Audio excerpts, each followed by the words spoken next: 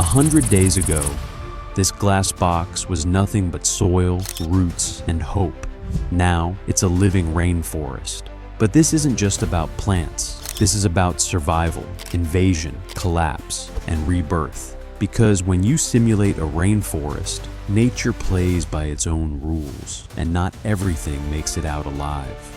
This is simulating a rainforest ecosystem for 100 days, and this is how it all began. It all started with an empty tank, until I filled it with a layer of organic rainforest soil, some chunks of decaying log, a bit of moss, and humidity, lots of it. The glass fogged up instantly. Perfect. I planted some ferns, tropical vines, and moss I collected from the forest floor. Within minutes, condensation began forming on the lid. That's when I knew life could thrive here.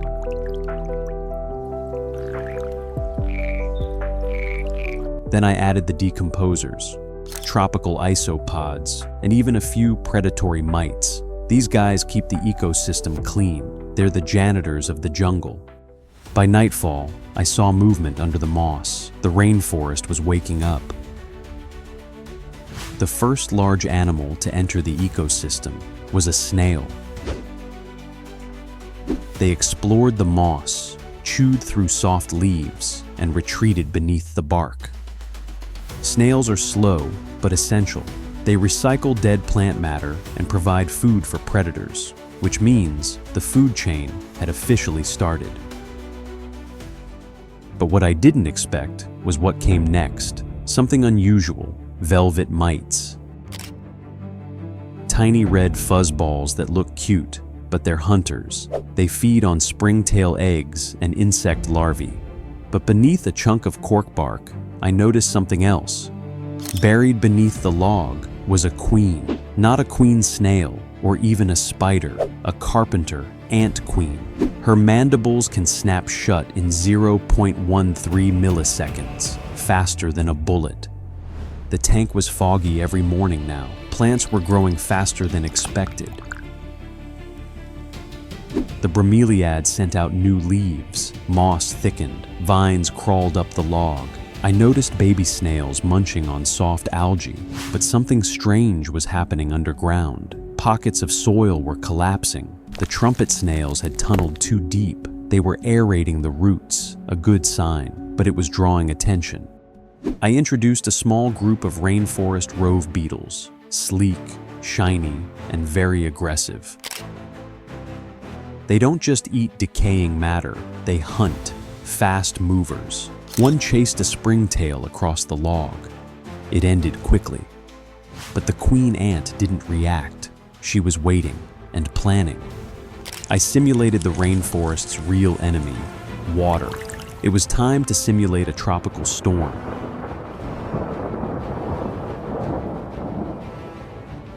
I used warm mist and real rain dripping from a suspended tank. Water soaked the moss, and out of the bromeliad came movement. Tiny bromeliad tree frogs, small, silent, and perfect climbers. They drank droplets and stalked springtails on the upper leaves. They were tiny, but they ruled the canopy.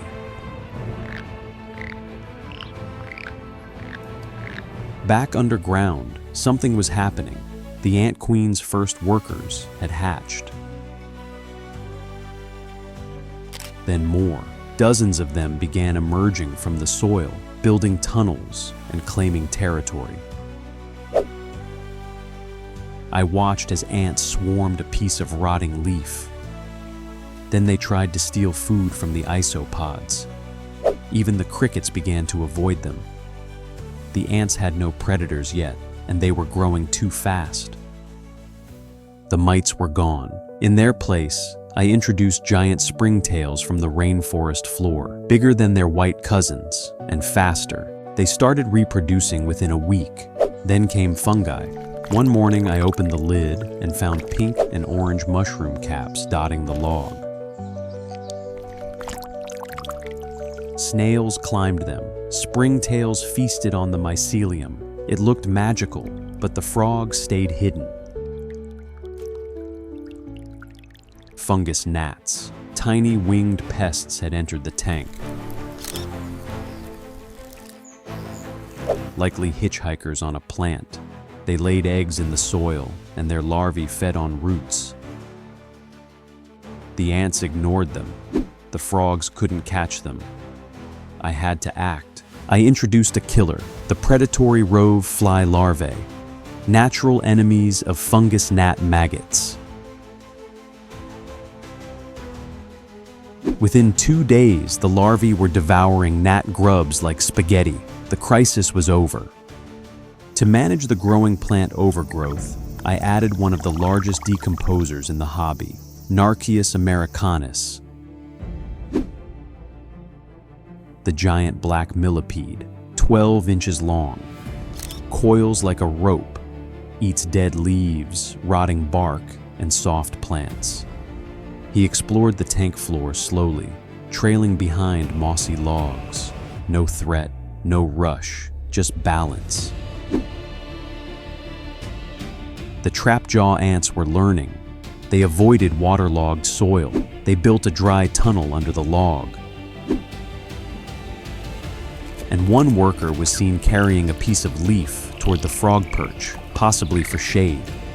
That's when I realized this ecosystem wasn't just surviving, it was evolving. To simulate natural rainforest stress, I turned off misting and increased heat slightly.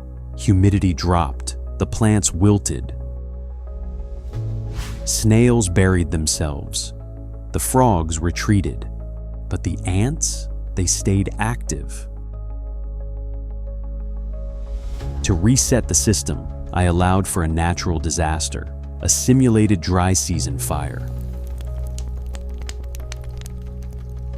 Using sun-baked leaf litter and a safe flame barrier, I created a surface-level burn. Only moss and top leaves were scorched. Smoke swirled. Silence followed. Everything stopped. 6 days later, I saw green. Tiny sprouts breaking through ash.